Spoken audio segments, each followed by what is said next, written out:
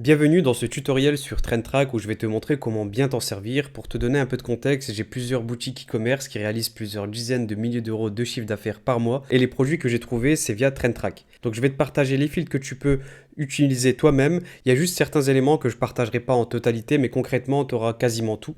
Donc on est parti. Avant de commencer, je te conseille d'utiliser la version pro de TrendTrack. Il y a toutes les fonctionnalités, notamment la partie ads qu'on va voir aujourd'hui qui est vraiment puissante. Il y a différents plans mensuels, annuels et j'ai mis un lien en dessous en description qui te permet d'avoir 20% de réduction avec le code promo Khalid20 sur tous les abonnements. C'est cumulable avec la réduction trimestrielle annuelle.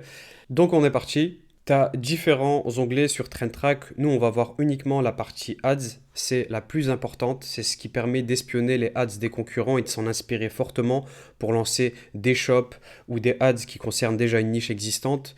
Donc la première chose à faire, c'est de faire passer le statut en actif. Ça, c'est important parce qu'on va uniquement cibler les ads qui sont actives sur le marché. On voit qu'on a 18 millions d'ads au total. Ça fait vraiment, vraiment beaucoup. L'idée, c'est d'alléger ce nombre. Par exemple, en sélectionnant le filtre actif depuis, parce que j'utilise pas forcément date de création de l'ad ou dernière diffusion, mais ce filtre-là, je l'utilise beaucoup. Active depuis, ça permet simplement de savoir depuis combien de jours ces ads sont actives. On va par exemple sélectionner 90 jours et on voit que ça permet là aussi d'alléger le nombre d'ads à analyser. Concernant la niche, il y a deux cas de figure. Soit tu as déjà une niche, et c'est mon cas, je vais régulièrement faire de la veille une fois par semaine environ, où je vais sélectionner la niche qui correspond à mon e-commerce et je vais regarder ce qui se fait pour avoir de l'inspiration pour des produits complémentaires par exemple. Et dans ce cas-là, c'est extrêmement fourni, il y a à peu près tout. Ça concerne donc par exemple alimentation et boissons, business industrie, maison et jardin. Donc il y a des catégories, sous-catégories et sous-sous-catégories. Ou soit, comme on va le voir aujourd'hui, l'idée c'est vraiment d'avoir une inspiration, donc on va pas toucher au filtre niche, on va avoir accès un peu à tout. Concernant le type de média, alors il y a plusieurs cas de figure là aussi, tu peux cibler uniquement les images, les vidéos ou les carousels. Moi je touche pas forcément à ce filtre parce que je préfère ratisser large et avoir tout type de contenu. Concernant le CTA, alors le CTA, j'y touche beaucoup parce que avoir un CTA de qualité, ça permet vraiment de cibler. Le Shop Now par exemple, je l'utilise. L'Earn More aussi, ou Order Now. Bon, on va par exemple prendre le cas aujourd'hui où on cible Shop Now et Order Now et on va voir qu'on a là aussi moins d'ads à analyser. Donc ça fait quand même beaucoup, 1 million, un peu plus d'1 million. Le pays maintenant, le pays, j'y touche pas parce que l'idée c'est vraiment de pouvoir ratisser large là aussi, d'avoir énormément d'ads de différents pays pour avoir beaucoup de sources d'inspiration. Et en général, par exemple, on sait qu'aux États-Unis, ils ont généralement 10 ans d'avance avec nous.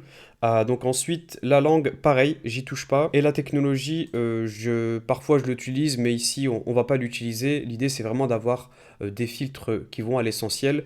La technologie, bah, c'est tout simplement d'où proviennent les shops. Est-ce qu'ils proviennent de Shopify, de WordPress par exemple. La duplication. Alors la duplication, ça c'est le filtre que j'utilise le plus parce que c'est vraiment un filtre important. L'idée, c'est vraiment de se dire combien de fois ces ads ont été dupliqués.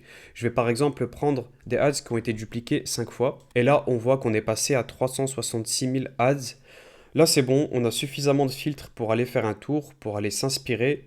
On a différentes ads. Bon, déjà, dès le départ, on a cette ad-là qui saute aux yeux. Elle fait 1,1 million de vues, 10 000 dollars au total sur cette ad et elle tourne depuis 241 jours. On le voit ici. Donc ça fait 42 dollars par jour qui sont mis uniquement sur cette ad. Donc c'est une ad qui doit rapporter beaucoup. Les shops ne mettent jamais autant de budget si ça ne leur rapporte pas. On voit que c'est une ad qui a été dupliquée 49 fois. C'est vraiment beaucoup. Je vais regarder s'il n'y a pas d'autres ads intéressantes. Bon, celle-ci, typiquement, elle fait encore plus de vues, 1,7 million de vues, et elle tourne depuis seulement 258 jours. 16 000 dollars de budget sur cette ad, donc 61 dollars par jour. Bon, là, on va regarder en détail. Il suffit simplement pour savoir de quoi ça traite de cliquer sur Shop Now. Ça redirige vers le produit ou le shop en question. Donc là, on voit que ce sont des coussins, des espèces de lits pour animaux de compagnie. On en a plusieurs ici, hein, plusieurs visuels. Donc voilà, ça typiquement, bah, on a la preuve que c'est un produit qui fonctionne très bien. Le shop est bien fait. En tout cas, la page qui redirige ici, elle est très bien faite, très minimaliste, ça va à l'essentiel. Ça a l'air d'être une boutique ou bien néerlandaise ou bien belge. On va pouvoir regarder ça en détail. Pour rentrer dans le détail du shop, Tout est prévu, l'onglet détail juste ici et on va cliquer sur voir Meta Insight. Quand on clique sur voir Meta Insight, il y a plusieurs choses qui nous sont proposées. Meta Ads, Similar Shop, Shop Analytics, TikTok, Email. Alors, ce qui va nous intéresser aujourd'hui, c'est la partie par exemple Shop Analytics. Pour avoir des données génériques sur le shop, on voit que c'est un shop qui attire 5000 visiteurs mensuels avec 111 produits au total. Si on veut, je ne vais pas le faire ici, mais si on veut cliquer sur chaque produit pour voir de quoi ça traite, on peut le faire. Et c'est très bien fait parce qu'on a aussi tous les shops similaires. On a beaucoup de shops similaires, donc là aussi on multiplie nos sources d'inspiration. Et concernant les ads, parce que c'est quand même la partie qui nous intéresse, eh bien on voit que TrendTrack a tout prévu parce qu'on a les dernières ads qui sont en activité. Celle-ci elle a été lancée il y a 1 jour par exemple, celle-ci seulement 8 jours. Et c'est pas le top pour s'inspirer parce que ce sont des ads qui n'ont pas du tout fait leur preuve. Pour s'inspirer, il vaut mieux cliquer sur voir plus juste là et on va avoir toutes les ads.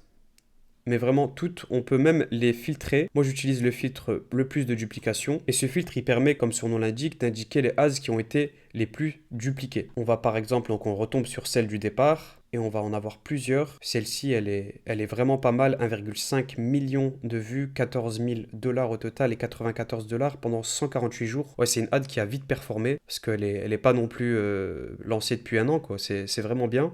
22 duplication. Si on clique sur Shop Now, on va voir si ça nous redirige vers un autre produit de ce shop. Là, on voit que ça redirige précisément vers le même produit. Donc, on a une confirmation que ce produit-là, si tu le lances, tu as de grandes chances de cartonner. Clairement, parce que clairement, on a ici ce lit orthopédique pour les animaux de compagnie. Il y a 2 ads qui sont très performantes, qui redirigent vers celui-ci, vers ce produit.